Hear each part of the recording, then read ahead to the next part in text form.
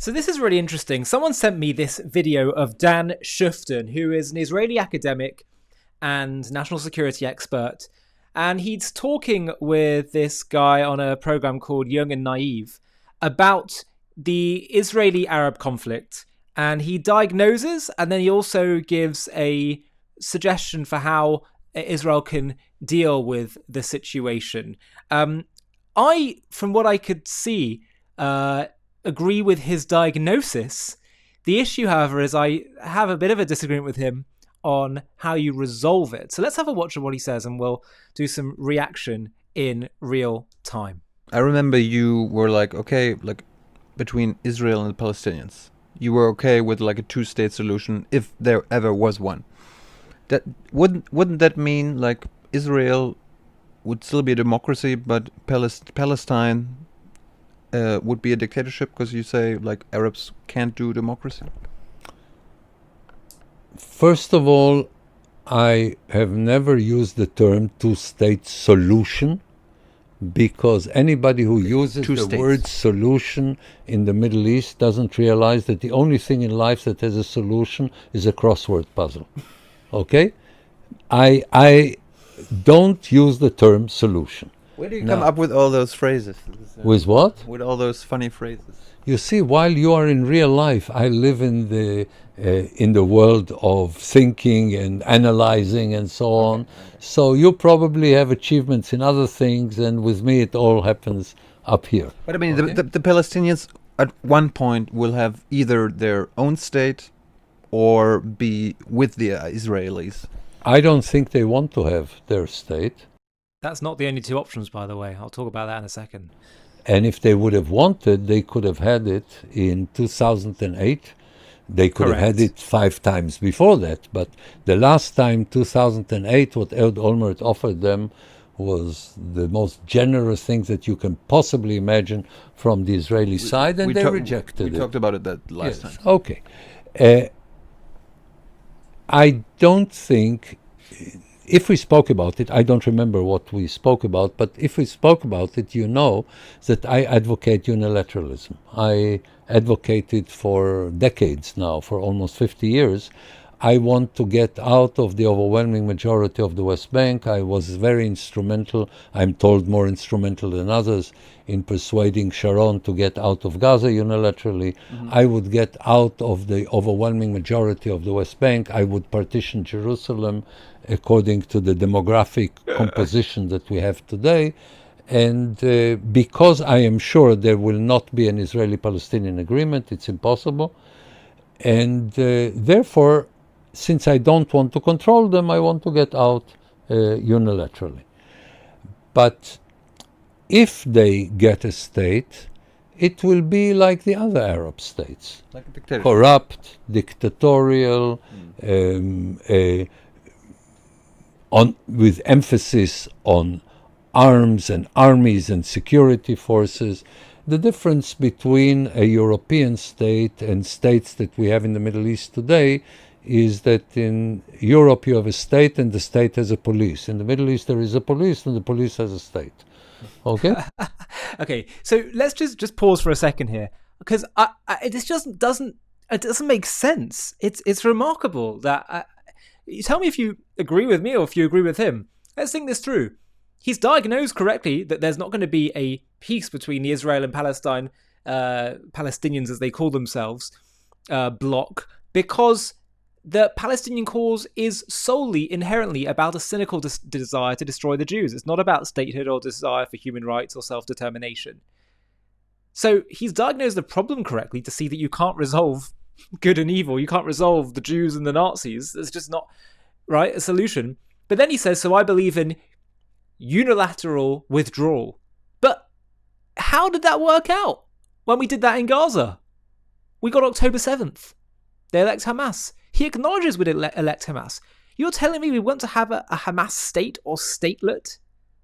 And you say, well, it'll be demilitarized, but we all know that they're going to try their darnest in order to do whatever they can to terrorize Israel. To have that, this time, in Judea and Samaria, where they have the benefit of being higher so they can look over central Israel, this is utterly insane. He acknowledges the problem and yet wants to do something that could help the enemy. I just don't understand it. And I said before, there's a third solution he didn't talk about, because he's thinking, yes, but it's not tenable to continually have a military presence there with the people who don't have self-determination. Well, first of all, if you've shown that you're not actually interested in self-determination, then why should we grant it to you? If you're just actually interested in killing us, you have a right. Israel has a right first to security. Secondly, on top of that, Israel has the right to this land because they've shown that they're not actually interested in statehood. They're not a cohesive, unique, independent national identity. They're just Arabs, part of the Arab world that created this identity to try to destroy Israel. Israel has fought, bled, and died for this plot of land. And historically, biblically, spiritually, legally, this is the Jewish people's land. So at the very least, Israel should maintain its control there. But there's a third option, which is that, as proposed by the President of the United States recently, that the Arabs relocate to other parts of the Arab world which have a landmass 100 times the size of Israel, and they get absorbed into the Arab world the same way that Jews were absorbed into Israel from the Arab world in 1948, when even more Jews than Arabs were displaced in 1948. So this is where I think it just gets a bit confusing. Now, I have to add that this was filmed, I've discovered, before October 7th. So I suspect that Dan Shufton will have a very different viewpoint to the one he's saying now. I could be wrong. Don't want to put words in his mouth. But the evidence for his approach being wrong, the case for that is a lot stronger post-October 7th. And this is what you have with the Palestinians today, and this is what you will have. First of all, we have a Palestinian state already in Gaza, and it's one of the most repulsive places on earth that you can possibly think of. Exactly. And I don't think that the state, if we will have one, in the West Bank will be much better. Perhaps it will be somewhat less radical, but I think within a short period of time, Hamas will take over, or something like Hamas will take over in the West Bank as well. And they don't want a state because as long as they're not a state, they can get billions of dollars, and they are in the center of world politics. Exactly. And the moment they get a state, they will be a little crummy, poor, backwards, corrupt Arab state, and nobody will be interested in them. The only reason people even know that Palestinians exist is that you can blame the Jews. Yeah, but hold on one second. That might be true, but then again, Israel withdrew from Gaza and still the world's attention's on Gaza. I think people would still be obsessed with the Palestinian struggle because they want from the river to the sea, don't they? If you wouldn't blame the Jews, nobody would even know that Palestinians exist. Most people in the world don't know anything about any state in the Middle East, but they know about the Palestinians because you can blame the Jews. So I don't think that we are... I mean, Israel occupies the West Bank. It still occupies Gaza. So, first of all, Israel doesn't occupy Gaza, and I mean, they control the border, they control the air, they control the port. They control who gets in. First of all, every country should control its border. First of all, okay? Yes.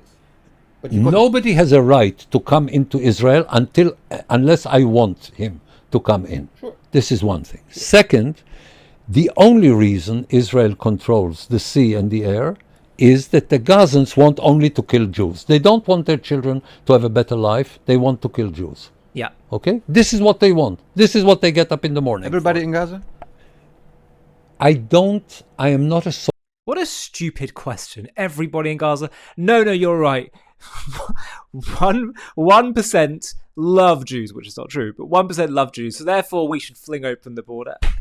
You do what you need to do for your own nation's security, and if they have shown themselves as a society and the government to constantly want to kill you Jews, then I'm sorry, you have to take decisions that may mean that there are some innocent people that have to suffer or face discrimination as a result. That's called the way of the world. That's called morality. Social worker. I don't know if every German in the Second World War wanted to kill Jews or to fight Russia. And I don't care. I'm not interested in what each and every person wants. For this, you have social workers. if you want to seriously discuss, therefore, in a way that is not very popular in Europe, if you want seriously to discuss a political entity, you should ask yourself, what is the dynamic of what is happening there? Why is it that only radicals take over in most Arab states? Okay? Why is it that that in Egypt, when you throw down Mubarak, the only choice is the Muslim Brothers or a military dictatorship, and the only real choice, not La La Land choice, okay, the only real choice is between military dictatorship and something that is even worse than military dictatorship. This is the choice in Egypt, okay? And again, you can have the La La Land perception. What about the nice people?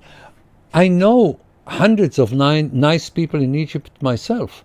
I enjoyed meeting the leaders of the revolution in Egypt in 2011. And I told them, guys, I love you. You're the best thing that can happen to Egypt, but you're not Egypt. You're not Egypt. You can bring 100,000 people to Tahrir Square, but there are 90 million out there who are not you. And therefore, in spite of the enormous respect I have for these people, they are not Egypt. So you must look not at nice people that you know and what would have happened if they could lead their society. In very much the same way as we agreed, one of the few things we agreed about, that a change of regime must come from the inside. What does it mean to come from the inside? People who want what you and I want, a more pluralistic society, an open society, and so on, will take over. This will be a regime change, right? So the question is, can they take over? And the question is, are there nice people? I'm sure there are nice people everywhere. And there are nasty people everywhere. The only question is, who takes over? There are barbarians in every country. I can show it in my country. I'm sure you can show it in your country. The question is, have they taken over? And there are nice people in every country. And the question is, do they take over or do they not take over? I'm dreaming. By the way, I would also add that I think it becomes doubly more risky with the Palestinians, quote unquote, because it's just a cynical term created to destroy Israel. They're Arabs, but they will, I feel like, so much more likely to come to the fore, political activists that want to kill Jews and hate Israel, because the whole identity of the Palestinian cause is about that. They've created a whole fabrication of history based on that. So I think it's doubly likely that you're going to have radicals always coming to the fore whenever you give them autonomy. That Palestinians and Israelis live in the same state. We get a... This will be a catastrophe. This is the worst of all possibilities. You promised that you wouldn't get provoked. No, I promised to be provoked. This is the worst option. This will be a civil war. Absolutely right. Everything will be Israel. Civil war. I'm against it. There wouldn't be a civil war if everybody had equal rights. Can we say bullshit? Yes. Okay, bullshit. Look, people are not aggressive because they were wronged. You know what? If somebody a rapist comes to rape your daughter, it is only because no other girl was willing to have healthy sex with him. So let us just give you his other daughter and see if it works. The rapists are the Palestinians in your example. You assume that there is no evil in people. There are no pedophiles and no rapists and no murderers and no... because... Put them in jail. The point is that if you have an ethos of a people, you see, this is why I cannot take Europeans seriously. Because this Friede, Freude, Eierkuchen approach of let's all be nice people and live together and ride into the sunset and live happily ever after. This is good for, this is good for people who live in La La Land, who are not part of the real world. And This approach doesn't help us. By the way, it's not just that they will choose evil necessarily, many of the Palestinians, but it's also that it's not the false assumption is that they just want statehood, but it's actually about deeper theological Islamist views that the Jews cannot have a state, that anything that was once Muslim land must always be Muslim land. So you're dealing with all kinds of much deeper theological things that you can't just deal with through, we'll provide you with a state, we'll provide you with autonomy, but we'll provide you with civil rights. It's far deeper issues going on here as well. To deal with real problems. Okay? I'm not saying Palestinians are rapists. I am saying you are assuming that all people have the same motivation about everything. Yeah. I am trying to bring A classic liberal fallacy, by the way. you an example from the non-political world. I'm not saying that this is applicable to the Palestinians. What I'm saying is you assume that there is no such thing as a rapist or a mass murderer or somebody like Pol Pot or like Stalin. Bring Pol Pot to your home and treat him nicely and give him Kaffee mit Kuchen und Schlagsahne and assume that that Pol Pot, once he will see the Schlagsahne, will say, well, why should I have butchered so many Cambodians? You don't understand, or you don't want to understand, because your problem is not analytical or intellectual. The problem is not intelligence. The problem is that you think in terms that are unrealistic. You cannot build a society on these assumptions, because according to your assumptions, why should you have a police force? All you have to do is to treat people equally. And when you treat people equally, there will be no crime. If there's a rape, if there's a murder, it doesn't matter if it's a Jew or a Palestinian. Of course not. They get in jail. Of course so not. No, but the issue is not just individual. You are not aware that people in a group behave differently than individual people. You give me the example last time, like with one 15-year-old boy coming. Exactly. So yeah, I remember. Exactly. And that is tremendously important to understand. A collective behaves differently. Look, let me give you a specific example. When you had barbarian Palestinians, no other way to describe it, coming to buses in Tel Aviv and exploding in the middle of a bus or in the middle of a restaurant, barbarians, subhuman barbarians, okay? My problem was not with them. My problem was that the Palestinian society, all of it, as a collective, considered them to be heroes and considered them to be their representatives. Now, is it possible that many of them privately said to themselves, this is terrible, this is barbarian? Yes. My assumption is it happened. Yes. But could they speak in public? No. And the moment they can't speak in public, what they say deep in their heart is only interesting for their cardiologist. It is not interesting to me, because I'm trying to ask myself, how does a collective behave? And a collective is not the simple sum of its individuals. It is much more complicated.